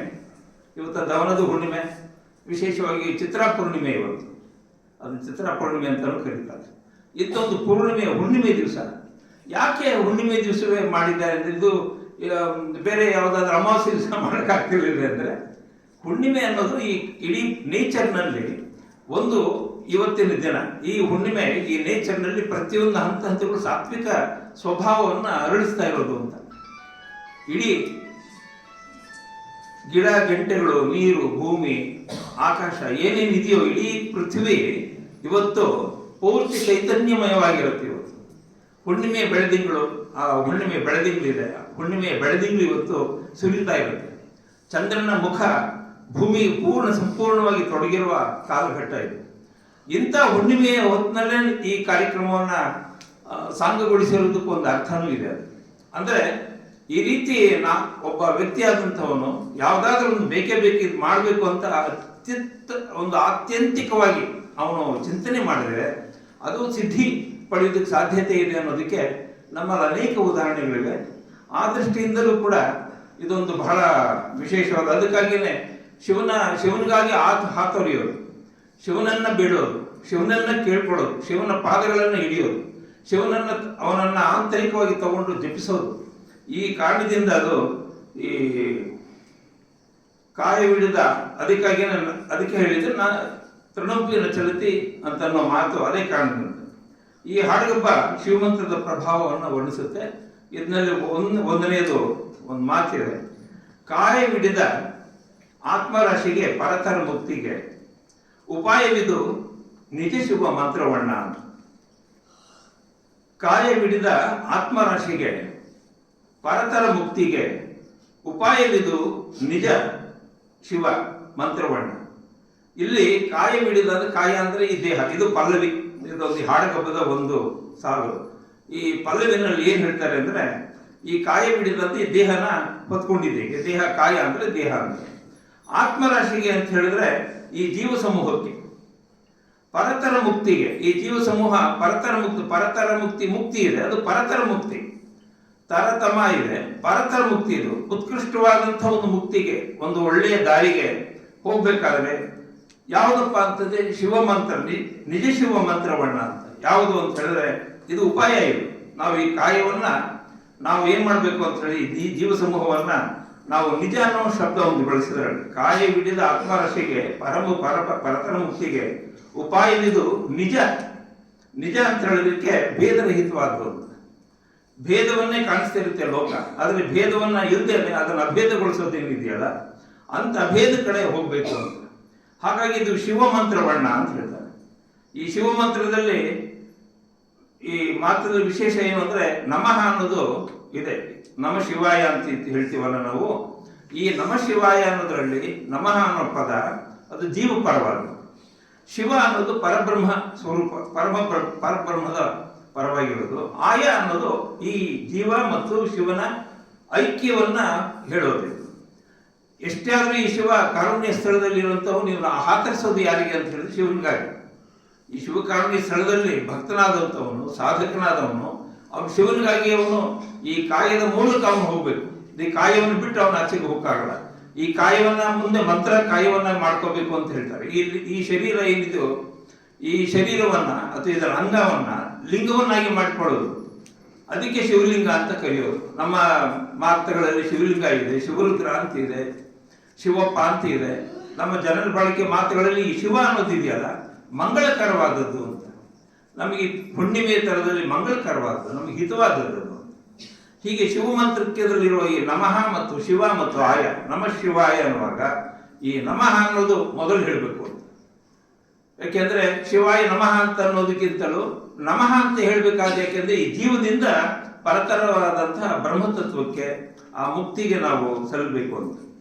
ಅದಕ್ಕಾಗಿ ಒಂದು ಉಪಾಯವನ್ನು ಮಾಡ್ತಾರೆ. ಅದಕ್ಕಾಗಿಯೇ ಕಾಯ ಬಿಡಿದ ಆತ್ಮರಾಶಿಗೆ ಈ ಜೀವ ಸಮೂಹಕ್ಕೆ ಪರತರ ಮುಕ್ತಿಗೆ, ಉತ್ಕೃಷ್ಟವಾದಂಥ ನಾವು ಹೋಗ್ಬೇಕಾದಂಥ ಯಾವ ಮುಕ್ತಿ ಇದೆಯೋ ಶಿವನ ಸಾನ್ನಿಧ್ಯಕ್ಕೆ ಉಪಾಯವಿದು ನಿಜ ಶಿವ ಮಂತ್ರವನ್ನ ನಾವು ಶಿವಮಂತ್ರವನ್ನು ಗಟ್ಟಿಯಾಗಿ ಬೀಬೇಕು.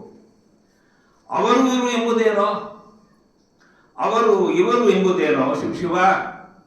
ಭುವನದ ಮಾನವರು ಒಮ್ಮೆ ತಾವಾಗಲಿ, ಭುವನದ ಮಾನವರು ಒಮ್ಮೆ ತಾವಾಗಲಿ.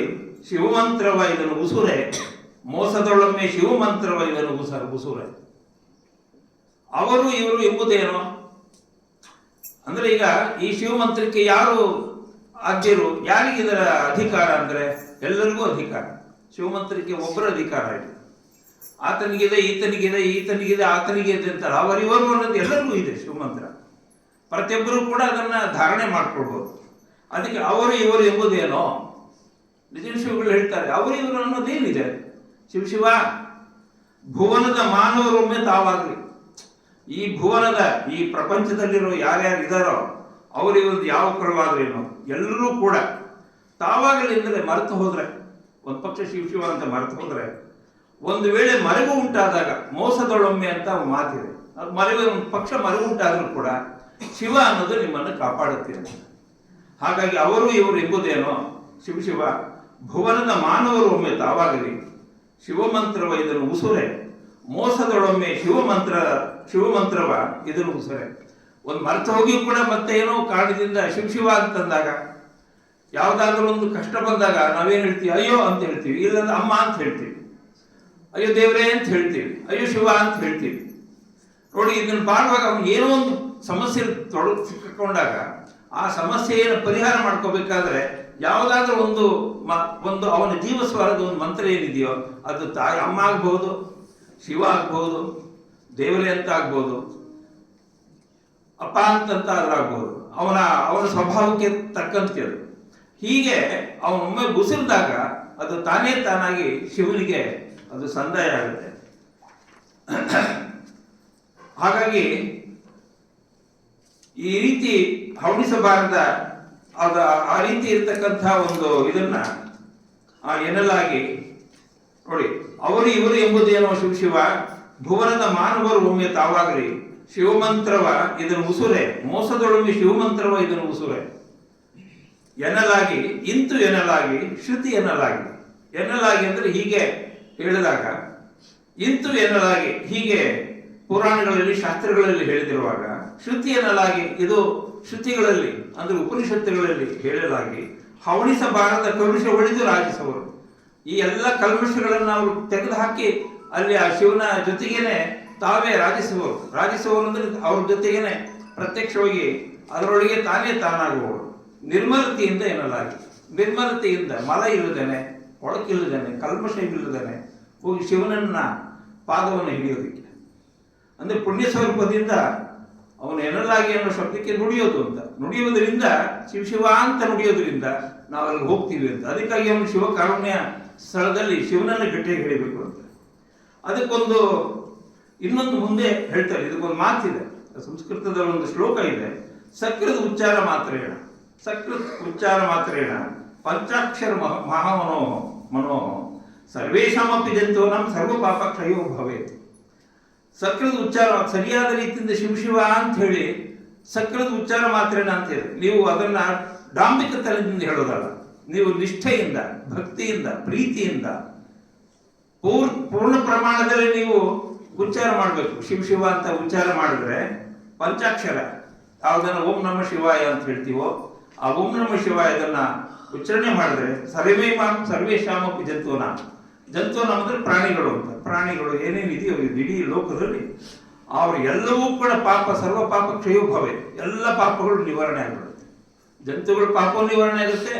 ಯಾರು ಮನುಷ್ಯ ಇದನ್ನ ನೆನ್ಸ್ ಮಾಡ್ಕೊಳ್ತಾನೋ ಅಂಥವನಿಗೂ ಇದಾಗುತ್ತೆ. ಅಂದ್ರೆ ಈ ಶಿವತತ್ವದ ಶಿವಮಂತ್ರದ ಬೀಜ ಇದೆಯಲ್ಲ, ಶಿವಪದದ ಮಾತಿದೆಯಲ್ಲ, ಅದು ಬಹಳ ದೊಡ್ಡದು ಅಂತೆ. ಇನ್ನಿತಾದ ಮುಂದಿನ ಹಾಡುಗಬ್ಬದಲ್ಲಿ ಎರಡನೇ ಚರಣದಲ್ಲಿ ಹೀಗೆ ಹೇಳ್ತಾರೆ, ಇನ್ನಿತಾದ ಒಟ ಬೀಜವ ಹರಹರ ಘನತೆಯಂತೆ ಶಿವ ಆರು ವರ್ಣದ ಮರುವಿದು ಮನಸ್ಸಿಜಹರ ಬೋಧಕ ಬೀಜದೊಳೊಮ್ಮೆ ಮನಸ್ಸಿಜಹರ ಬೋಧಕ ಇಂತು ಎನ್ನಲಾಗಿ ಶ್ರುತಿ ಎನ್ನಲಾಗಿ ದಿನದೊಳು ತಾನೊಂದು ವೇಳೆ ಜಪಿಸಿದೊಡೆ ತನಗೆ ಬೀಡದ ನೀವುದು ಎನ್ನಲಾಗಿ. ಇಲ್ಲೊಂದು ಮಾತಿದೆ, ದಿನದೊಳು ತಾನೊಂದು ವೇಳೆ ಜಪಿಸಿದೊಡೆ.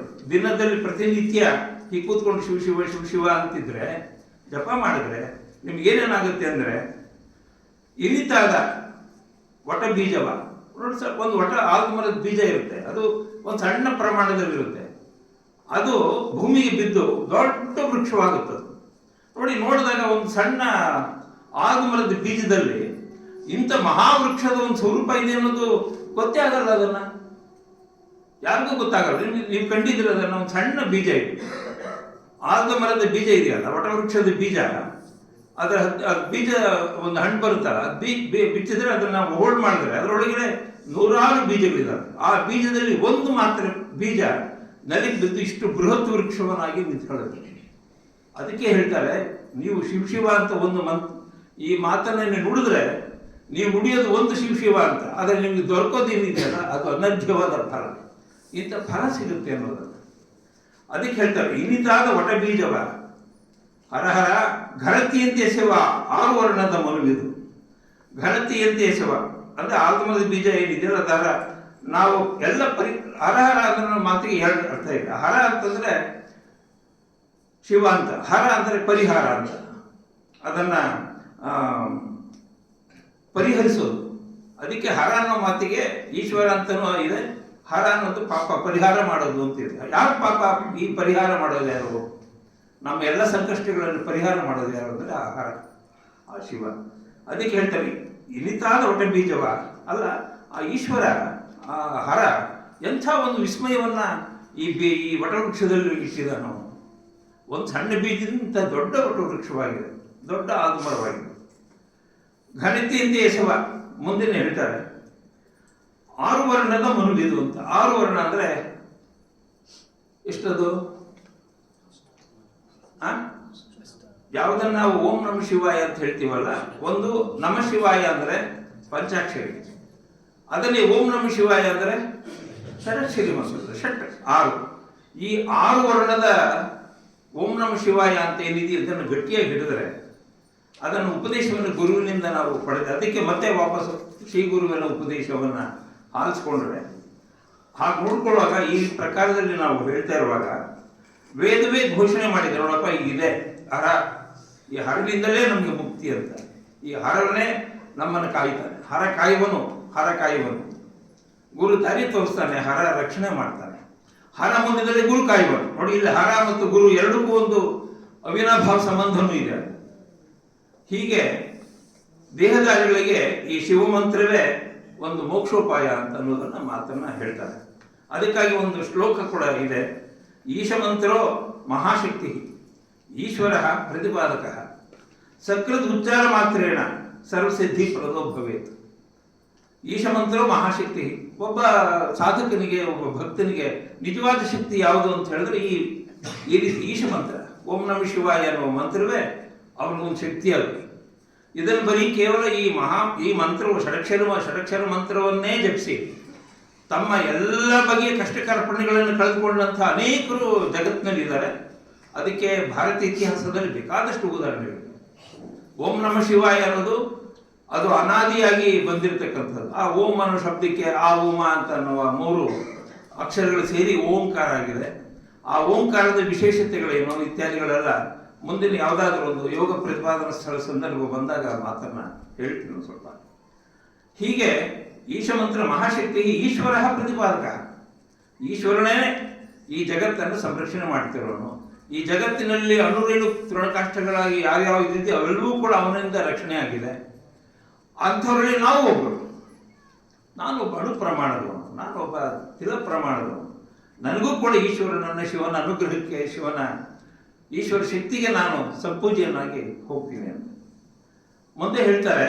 3ನೆಯ ಒಂದು ಹಾಡಗಬದ ಚರಣದಲ್ಲಿ ಗೌತಮ, ವಾಮದೇವ, ಶಿವ, ಶ್ವೇತ, ವಸಿಷ್ಠ, ನಾರದ, ಸನಕಾದಿ ಪುನೀತ ಮುನೀಶ್ವರರು, ಇವರೆಲ್ಲ ಋಷಿಗಳು, ಮುನಿಗಳು. ಮುನಿ ಮತ್ತು ಋಷಿ ಅನ್ನೋದಕ್ಕೆ ಮುನಿ ಮೌನಯಾಹ ಮುನಿ ಅಂತ, ಮೌನದಿಂದ ಇರೋರು, ಮಾತೇ ಆಡದೇ ಇರೋರು ಮುನಿಗಳು. ಋಷಿ ಅಂತಂದ್ರೆ ಋತದ್ರಷ್ಟಾರಹ ಅಂತ, ಋತಗತವು ಅಂತ ಒಂದು ಧಾತು ಇದೆ.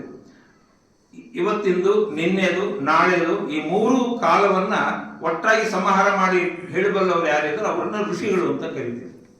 ಈ ಋಷಿಗಳಿಗೆ ಋಷಿ ಮತ್ತು ಮುನಿಗಳು ಅಂತ, ಅದಕ್ಕೆ ವಸಿಷ್ಠ ಮುನಿಗಳು ಅಂತ ಕರಿತೀವಿ, ಕೆಲವರನ್ನ ಋಷಿಗಳು ಅಂತಲೂ ಕರಿತೀವಿ. ಮುಂದೆ ಯೋಗ ಅಂದ್ರೆ ಯೋಗಿಗಳು ಅಂತ ಕರಿತೀವಿ, ಸಂತರು ಅಂತ ಕರಿತೀವಿ, ಅವಧೂತರು ಅಂತ ಕರಿತೀವಿ, ಆರೂಢರು ಅಂತ ಕರಿತೀವಿ. ತುಂಬಾ ಹೆಸರುಗಳಿವೆ. ಅದೆಲ್ಲ ಒಂದೊಂದು ಅವಸ್ಥೆನಲ್ಲಿರೋರು, ಒಬ್ಬೊಬ್ಬರು ಸಾಧನೆಯ ಬೇರೆ ಬೇರೆ ಅವಸ್ಥೆಗಳಲ್ಲಿರೋರನ್ನ ಇದು ಸಂಕೇತ ಮಾಡ್ತೇವೆ ಈ ಶಬ್ದಗಳು.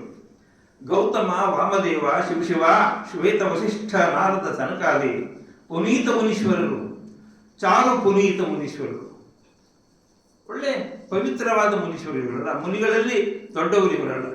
ಎಷ್ಟು ಜನ ಮುನಿಗಳಿದ್ದಾರೆ ಲೋಕದಲ್ಲಿ, ಎಲ್ಲ ಭಾರತದ ಪ್ರಾಚೀನ ಮುನಿಗಳ ಪರಂಪರೆಯಲ್ಲಿರೋದು ಅವರೆಲ್ಲರೂ ದೊಡ್ಡವರು ಇವರಲ್ಲ. ಎನ್ನಲಾಗಿ, ಇಂತು ಎನ್ನಲಾಗಿ, ಶ್ರುತಿ ಎನ್ನಲಾಗಿ, ಓತು ಜಪಿಸಿ ಮಂತ್ರವಿದನ್ನು ಭಕ್ತಿಯೋಳು ವಿಖ್ಯಾತಲೆಂದೆನಿಸಲಾಗಿ. ಈ ಮೇಲ್ಗಡೆ ಹೇಳಿದಂಥ ಗೌತಮ ಇರ್ಬೋದು, ಗೌತಮ ಋಷಿಗಳು, ವಾಮದೇವ ಮುನಿಗಳು, ವಸಿಷ್ಠರು, ನಾರದರು, ಸನಕಾದಿ ಮುಂತಾದವರು ಯಾರಿದ್ದಾರೆ ಇವರೆಲ್ಲರೂ ಕೂಡ ಈ ಮುನೀಶ್ವರರು ಯಾರನ್ನ ಅವರು ಜಪ ಮಾಡಿದ್ರು ಅಂದ್ರೆ ಶಿವನನ್ನ ಜಪ ಮಾಡಿದ್ರು. ಈ ಶಿವನನ್ನ, ಈ ಓಂ ನಮ ಶಿವಾಯ ಅನ್ನುವ ಈ ಮಂತ್ರವನ್ನ, ಈ ಮಂತ್ರಾತ್ಮಕದ ಒಳಗಡೆ ಅಡಗಿರುವ ಶಿವತತ್ವವನ್ನ ಅದಕ್ಕಾಗಿ ಶಿವತತ್ವ ಅನ್ನೋ ಮಾತಿಗೆ ಈ ಓಂ ನಮ ಶಿವಾಯ ಅನ್ನುವ ಷಡಕ್ಷರಿ ಮಂತ್ರದೊಳಗಡೆ ಏಕವಾಗಿ ನಿಂತಿರೋದು ಯಾವುದಾದ್ರೂ ಶಿವ ಅಂತ. ಓಂ ನಮ ಶಿವಾಯ ಅಂತ ಅನ್ನೋ ಶಬ್ದ ಅಲ್ಲೇ ಇದೆ. ಅಂಥ ಶಕ್ತಿ ಏನಿದೆಯೋ ಅದನ್ನು ಭಕ್ತಿಯಲ್ಲಿ ಯಾರು ಆರಾಧನೆ ಮಾಡ್ತಾರೋ, ಯಾರು ಅದನ್ನು ಸಮೀಪಿಸ್ತಾರೋ, ಯಾರು ಅದನ್ನು ಹೋಗ್ತಾರೋ ಅಂಥವರು ವಿಖ್ಯಾತರಿಸಿದ ಅವರೆಲ್ಲ ದೊಡ್ಡವರಾಗ್ತಾರೆ. ಒಬ್ಬ ದೊಡ್ಡವನಾಗಬೇಕು ಅಂತ ಹೇಳಿದ್ರೆ ತನ್ನ ದೊಡ್ಡವನಾಗಿ ಮಾಡ್ಕೊಳ್ಬೇಕು ಅಂದ್ರೆ ಅವನು ಶಿವಮಂತ್ರದ ದಾರಿಗೆ ಅವನು ಏರಬೇಕು ಅಂತ. ಹೀಗೆ ಈ ಮೊದಲ ಶುಭ ಕಾರುಣ್ಯ ಸ್ಥಳದಲ್ಲಿ ಈ ಮಾತನ್ನ ಹೇಳೋ ಜೊತೆಗೆ ಕೊನೆಗೆ ಇನ್ನೊಂದು 4ನೇ ಇದೆ. ಸರಸಿಜ ಭಾವ ಸೂರಪ ಹರಹರ ಹರಿಜನಕರ ಶಶಿಮುಖ್ಯ ದೇವತೆಗಳು ಪರಮ ಪಂಚಾಕ್ಷರಿಯ ವೈಭವದಿಂದ ಪರಮ ಪಂಚಾಕ್ಷರಿಯ ಪರಮ ಪಂಚಾಕ್ಷರಿ ಉತ್ಕೃಷ್ಟವಾದ ಈ ಪಂಚಾಕ್ಷರಿ ಮಂತ್ರವನ್ನ ವೈಭವದಿಂದ ಅದನ್ನ ಹೇಳ್ತಾ ಹೋದ್ರೆ, ಸರ್ಸಿಜ ಭವ ಅಂದ್ರೆ ಬ್ರಹ್ಮ, ಸುರಪ ಅಂದ್ರೆ ಸೂರ ಅಂದ್ರೆ ದೇವತೆ, ಪ ಅಂದ್ರೆ ಪಾಲಿಸೋನು, ದೇವತೆಗಳನ್ನ ನೋಡ್ಕೊಳ್ಳೋನು ಯಾರು, ಅವನು ದೇವೇಂದ್ರ. ಹರ ಅನ್ನೋದಕ್ಕೆ ಭಾವ ಅಂತ, ಹರ ಅನ್ನೋದಕ್ಕೆ ಶಿವ ಅಂತ ಎರಡು ಅರ್ಥನೂ ಇದೆ. ಹರಿ ಅಂದ್ರೆ ವಿಷ್ಣು, ದಿನಕರ ಅಂದ್ರೆ ಸೂರ್ಯ, ಶಶಿ ಅಂದ್ರೆ ಚಂದ್ರ. ಈ ಎಲ್ಲ ದೇವತೆಗಳು ಕೂಡ ಈ ಓಂ ನಮ ಶಿವಾಯ ಮತ್ತು ಶಿವನ ಕಾರುಣ್ಯಕ್ಕಾಗಿನೇ ಅವರೆಲ್ಲ ಪರಿತಪಿಸ್ತಾ ಇದ್ದಾರೆ. ಕೊನೆಯ ಒಂದು ಹಣಗಬ್ಬ ಇದೆ.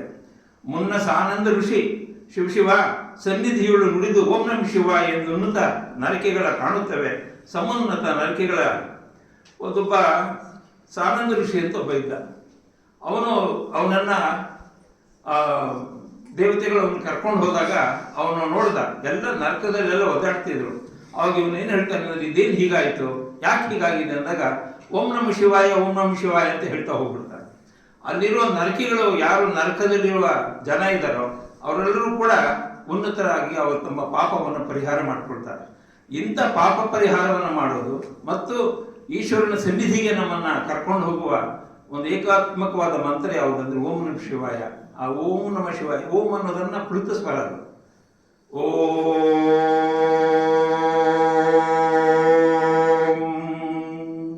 ಹಾಗೆ ಹೇಳ್ಬೇಕಾದ್ರೆ ಬರೀ ಓಂ ಅಂತ ಹೇಳೋದಲ್ಲ, ಸುಮ್ಮನೆ ನಾನು ಹೇಳುವಾಗ ಹೇಳ್ತಿರೋದಷ್ಟೇ. ನಾಭಿಯಿಂದ ಶುರು ಮಾಡ್ಬೇಕಾದ್ರೆ, ನಾಭಿಯಿಂದ ಬಂದು ಹೊರಗೆ ಬಂದು ಕಂಠಕ್ಕೆ ಬಂದು ಇದರಿಂದ ಹೊರಗಡೆ ಬಂದರೆ ಅದು ಓಂಕಾರದ ಇದು ಪ್ರಣವನಾದಕ್ಕೆ ಇರುವ ವಿಶೇಷತೆಗಳು. ಹೀಗೆ ಶಿವಕಾರುಣ್ಯವನ್ನ ಪಡೆಯೋದರ ಮೂಲಕ ನಾವು ಹೊರಡ್ಬೋದು ಅಂತ ಹೇಳ್ತಾರೆ. ಮುಂದೆ ಜೀವ ಸಂಬೋಧನಾ ಸ್ಥಳದಲ್ಲಿ ಭವಕ್ಕೆ ಅಂಟಿಕೊಂಡಿರೋದನ್ನ, ಸಂಸಾರಕ್ಕೆ ಸೇರ್ಕೊಂಡಿರೋದನ್ನ, ಈ ಭವದಿಂದ ಹೇಗೆ ಮುಕ್ತಿಯನ್ನ ಪಡೆಯಬೇಕು, ಈ ರಕ್ತಿಯಾಗಿರುವ ಈ ಮನಸ್ಸನ್ನ ವಿರಕ್ತಿಗೊಳಿಸಿಕೊಳ್ಳುವ ಕ್ರಮ ಯಾವುದು ಅಂತ ಜೀವ ಸಂಬೋಧನಾ ಸ್ಥಳದಲ್ಲಿರ್ತಾರೆ. ಅಲ್ಲೊಂದು ಮಾತಿದು, ಬರೀ ಪಲ್ಲವಿ ಮಾತ್ರ ಹೇಳ್ತೇನೆ. ಸುಮ್ಮನೆ ಕಾಲವನ್ನು ಕಳೆದು ಸಾವುದು ಉಚಿತವೇ, ನೆಮ್ಮಿ ನಿಜವನ್ನು ಮುಕ್ತಿ ಪಡೆಯದೆ ಈ ಮನುಜನು ಸುಮ್ಮನೆ ಕಾಲವನ್ನು ಕಳೆದು ಸಾವುದು ಉಚಿತವೇ. ಈ ದೇಹಕ್ಕೆ ಸಾವಿದೆ, ನಾವು ಹುಡ್ತೀವಿ ಮತ್ತೆ ಸಾಯ್ತೀವಿ. ಹಾಗಾದ್ರೆ ನಾವು ಬರೀ ಸುಮ್ಮನೆ ಕಾಲವನ್ನು ಕಳೆದು ಸುಮ್ಮನೆ ಹೀಗೆ ಸಾಯೋದು ಉಚಿತವಾದ್ದೆ. ನೆಮ್ಮಿ ನಿಜವನ್ನು, ನಾವು ನಿಜವಾದ ಅರ್ಥದಲ್ಲಿ ಯಾವುದನ್ನ ಶಿವನಿಗಾಗಿ ಈಶ್ವರನಿಗಾಗಿ ನಾವು ಮಾಡಬೇಕಾಯಿತು, ಮುಕ್ತಿ ಪಡೆಯದ ಮನುಷ್ಯನು ಮುಕ್ತಿ ಪಡಿಬೇಕಾಯ್ತು. ನಾವು ಇದರಿಂದ ಈ ಬಂಧನದಿಂದ ಹೋಗ್ಬೇಕಾಯ್ತು. ಆದ್ರೆ ಸುಮ್ಮನೆ ಅವನು ಬಂದ, ಉಂಡ, ಇದ್ದ, ಪಡೆದ ಮತ್ತು ಹೋದ. ಹೀಗೆ ಬಂದವನು ಹಾಗೆ ಹೋದರೆ ಇದರಿಂದ ಯಾವುದೇ ಒಬ್ಬ ವ್ಯಕ್ತಿಗೆ, ಯಾರೊಬ್ಬ ಮನುಷ್ಯನಿರ್ತಾನೆ, ಒಬ್ಬ ನರನಿಗೆ ಅದರಿಂದ ಪ್ರಯೋಜನವೇ ಇಲ್ಲ. ಅವನು ಬಂದ ಮೇಲೆ ಈ ಲೋಕದಲ್ಲಿ ಏನಾದರೂ ಸಾಧನೆ ಮಾಡಬೇಕು. ಆ ಸಾಧನೆ ಈಶ್ವರನಿಗೆ ತೃಪ್ತಿ ಆಗಬೇಕು, ಶಿವನಿಗೆ ಸಂತೋಷ ಆಗಬೇಕು.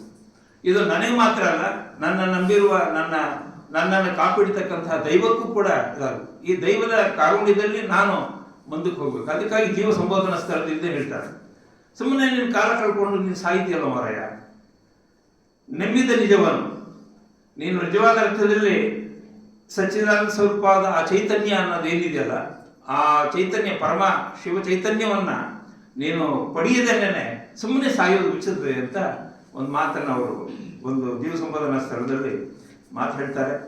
ಮುಂದೆ ಅದನ್ನ ತುಂಬಾ ಬೇಕಾದಷ್ಟು ವಿವರ ಇದೆ. ಅದರ ಒಂದು ಈ ಜೀವ ಸಂಬೋಧನಾ ಸ್ಥಳ ಬಿಟ್ಟು ಯೋಗ ಪ್ರತಿಪಾದನಾ ಸ್ಥಳ, ಅದು 4ನೆಯ, ಅದರಲ್ಲಿ ಮಂತ್ರಯೋಗ, ಅದು 39 ಹಾಡುಗಬ್ಬುಗಳಿದೆ. ಅದನ್ನು ಸ್ವಲ್ಪ ಒಂದು 10 ನಿಮಿಷ ಹೇಳಿ ಆಮೇಲೆ ನಾನು ಆ ಜ್ಯೋತಿ ಬೆಳಗುತ್ತಿದೆ, ಜ್ಯೋತಿ ಬೆಳಗುತ್ತಿದೆ ಅನ್ನುವ ಹೇಳಿ ನನ್ನ ಮಾತನ್ನ ಮುಗಿಸ್ತೇನೆ. ಈ ಯೋಗ ಪ್ರತಿಪಾದನಾ ಸ್ಥಳದಲ್ಲಿ ಇದನ್ನು ಮಂತ್ರಯೋಗ ಅಂತ ಕರಿತೀವಿ. ಈ ಮಂತ್ರಯೋಗದಲ್ಲಿ ಮಂತ್ರಯೋಗ ಇದೆ, ಲಯಯೋಗ ಇದೆ, ಹಠಯೋಗ ಇದೆ, ರಾಜಯೋಗ ಇದೆ, ಶಿವಯೋಗ ಇದೆ.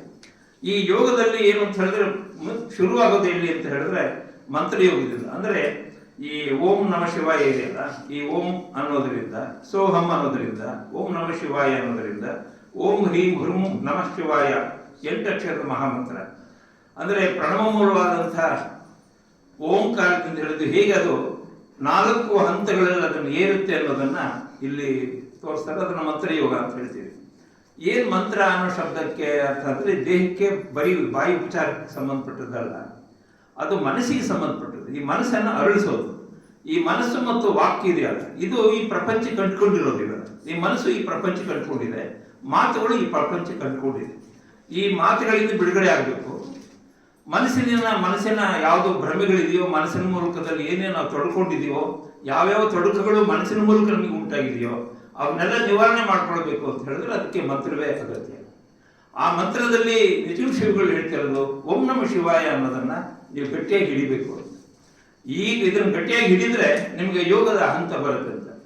ಅದಕ್ಕಾಗಿ ಇದರಲ್ಲಿ ಮಂತ್ರ ಯೋಗ ಅಂತ ಹೇಳ್ತಾರೆ. ಈ ಮಂತ್ರ ಯೋಗ ಅನ್ನೋ ಶಬ್ದಕ್ಕೆ ಅಂದ್ರೆ ಅದು ಯೋಗ ಅಂದ್ರೆ ಸೇರೋದು ಅಂತ. ಈ ಜೀವ ಇದೆ, ಇನ್ನೊಂದು ಶಿವ ಇದೆ. ಮೇಲ್ಗಡೆ ಇರುವ ಚೈತನ್ಯಾತ್ಮಕವಾದ ಶಿವ ಮತ್ತು ನಾನು ಜೀವ.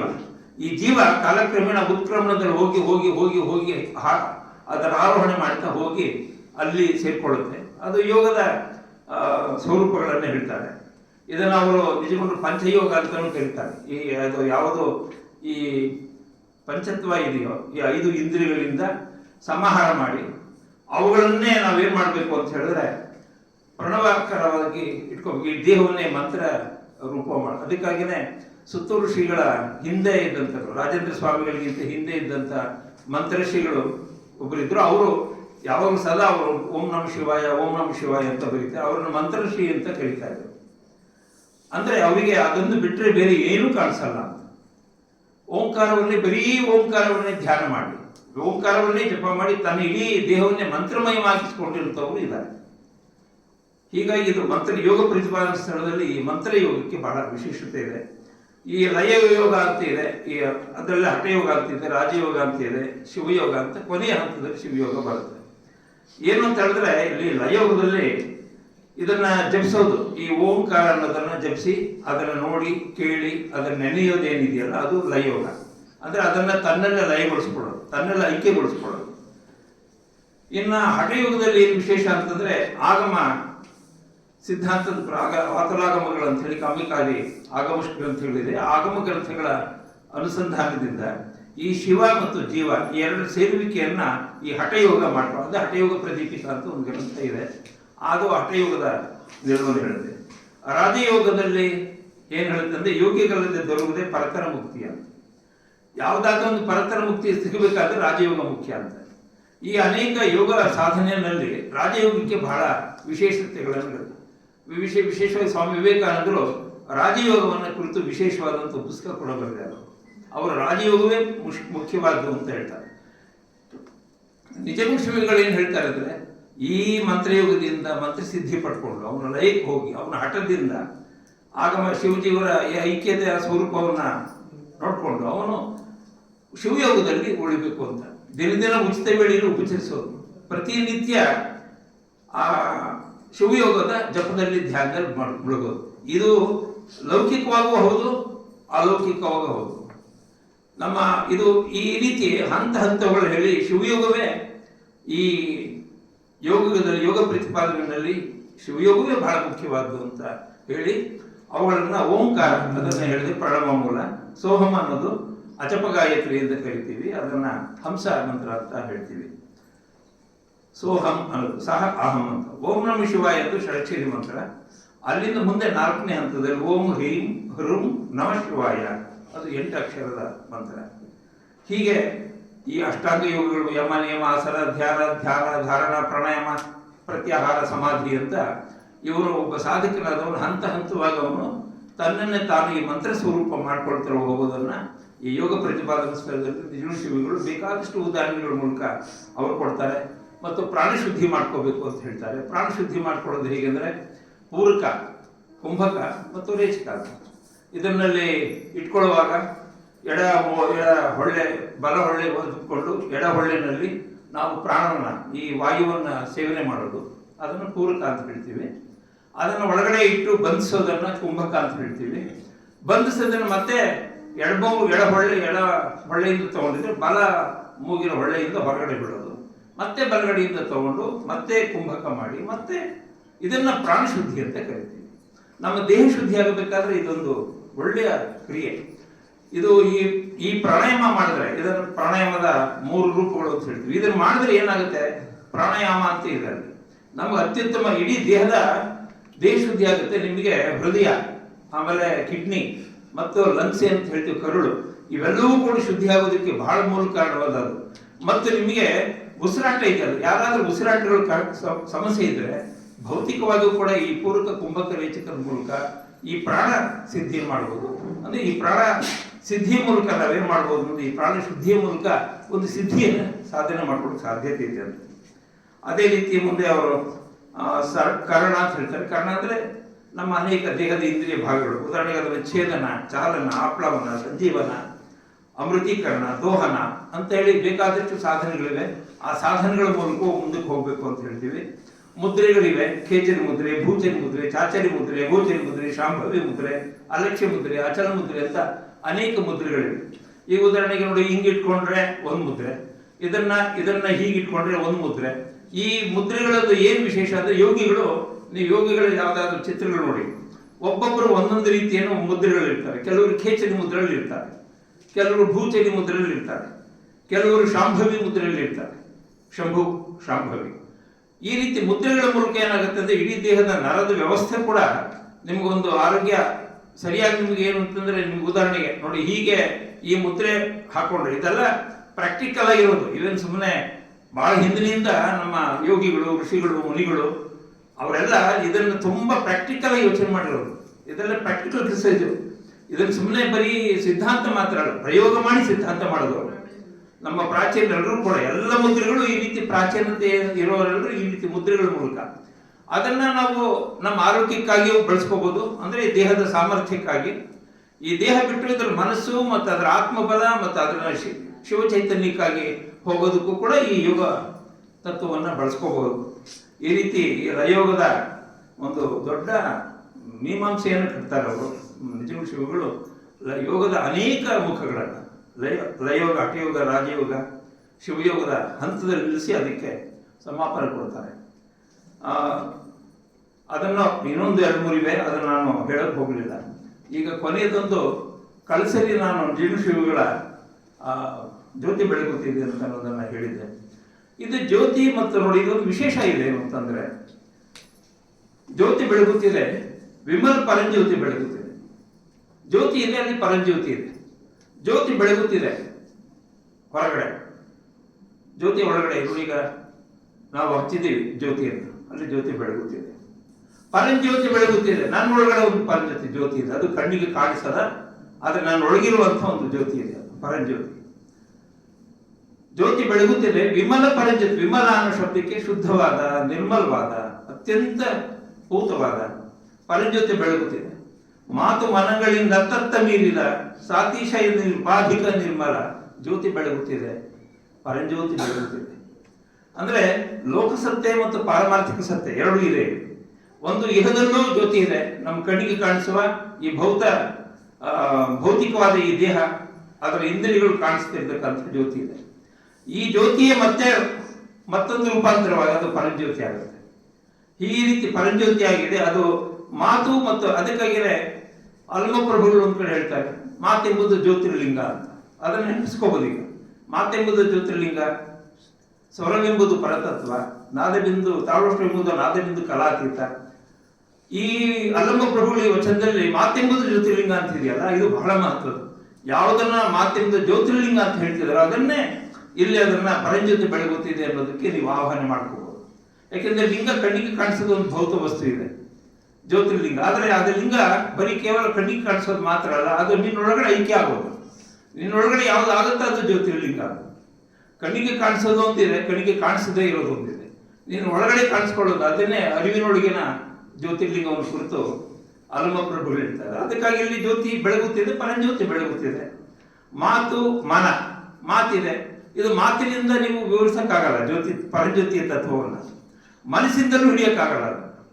ಅತ್ತತ್ತ ಮೀರಿದ, ಅದರಿಂದ ಆಚೆಗಡೆ ಮೀರಿದ ಸಾತಿಶಯದ ನಿರುಪಾಧಿಕ ನಿರ್ಮಲ ಜ್ಯೋತಿ ಬೆಳಗುತ್ತಿದೆ, ಪರಂಜ್ಯೋತಿ ಬೆಳಗುತ್ತಿದೆ. ಶಿವಧರ್ಮ ನಾಳವೆಂತೆಂಬ ಕಂಬದ ಮೇಲೆ ಸುವಿವೇಕ ಹೃದಯಾಬ್ಜ ಪಣತಿಯೋಳು ಸವಯಾದ ಸದ್ಭಕ್ತಿ ರಸತೈಲ ತೀವಿದ ಪರಿಮಳ ಕಳೆ ಎಂಬ ಬತ್ತಿ ಬಿಡಿದು ದಿವ್ಯ ಜ್ಯೋತಿ ಬೆಳಗುತ್ತಿದೆ. ಶಿವಧರ್ಮನಾಳ ಇದು ಒಂದು ಒಂದು ಇದನ್ನ ಅವರು ಕಮಲದ ದಂಟನ್ನ ಕಾಂಡವನ್ನ ಗಮನದಲ್ಲಿ ಇಟ್ಕೊಂಡು ಈ ರೂಪಕವನ್ನ ಬಳಸ್ತಾರೆ. ಶಿವಧರ್ಮ ಅನ್ನೋದು ಒಂದು ಕಮಲದ ದಂಟು, ಅದ್ರ ದಂಟಿನ ಮೇಲೆ ಸುವಿವೇಕ ಹೃದಯಾಬ್ಜ ಪಣತಿಗಳು, ಅದ್ರ ಮೇಲ್ಗಡೆ ಈ ದಂಟಿನ ಮೇಲ್ಗಡೆ ಕಮಲ ಇದೆ. ಆ ಕಮಲ ಅನ್ನೋದು ಒಂದು ಪಣತಿ. ಅದು ಈಗ ನಾವು ಪಣತಿ ಹಚ್ಚಿದೀವಿ, ಅದಕ್ಕಾಗಿಯೇ ಸಿದ್ದರಾಮನನ್ನ ಕರ್ಕೊಂಡು ಅಲಂಬಪ್ರಭುಗಳು ಬರುವಾಗ ಇಡೀ ಕೂಡಲ ಸಂಗಮದ ಆ ಮಹಾಮನೆಯಲ್ಲಿದ್ದಂತ ಇದನ್ನು ನೋಡುವಾಗ ಅವರು ಏನ್ ಹೇಳ್ತಾರೆ ಅಂದ್ರೆ, ಭಕ್ತಿ ಅನ್ನೋದೇ ಅಲ್ಲಿ ಬೆಳಗ್ತಾ ಇದೆ ಅಂತ ಹೇಳಿ, ಈ ಭಕ್ತಿ ಅನ್ನುವಂಥ ಜ್ಯೋತಿ ಬೆಳಗ್ತಾ ಇದೆ ಅಂತ. ಅದನ್ನು ಕುರಿತು ಹೇಳುವಾಗ ಈ ಜ್ಯೋತಿ ಅನ್ನುವ ಶಬ್ದವನ್ನ ಶರಣ ಸಂಪ್ರದಾಯದಲ್ಲಿ, ವಚನ ಸಂಪ್ರದಾಯದಲ್ಲಿ ತುಂಬಾ ವಿಸ್ತಾರವಾಗಿ ಬಳಸ್ತಾರೆ. ಕಣ್ಣಿಗೆ ಕಾಣಿಸುವ ಜ್ಯೋತಿ, ಆ ಜ್ಯೋತಿಯನ್ನು ಹಿಡ್ಕೊಂಡೆ ಮತ್ತೆ ಪರಂಜ್ಯೋತಿ ಕಡೆ ಹೋಗೋದು, ಅದನ್ನೇ ಮಾಧ್ಯಮ ಜ್ಯೋತಿಲಿಂಗದ ಕಡೆ ಹೋಗೋದು, ಹೀಗೆ ಅಂತ.